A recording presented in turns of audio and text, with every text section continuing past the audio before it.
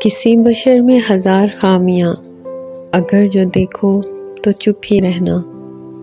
کسی بشر کا جو راز پاؤ یا عیب دیکھو تو چپ ہی رہنا۔ اگر منانے کو لوگ آئیں، تمہیں کریدیں تمہیں منائیں، تمہاری ہستی کے گیت گائیں، تمہیں کہیں کہ بشر میں دیکھی برائیوں کو بیان کر دو تو چپ ہی رہنا۔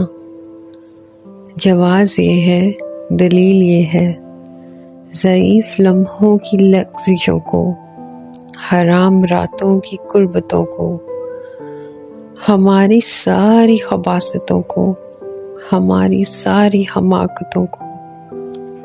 وہ جانتا ہے، وہ دیکھتا ہے، مگر وہ چپ ہے۔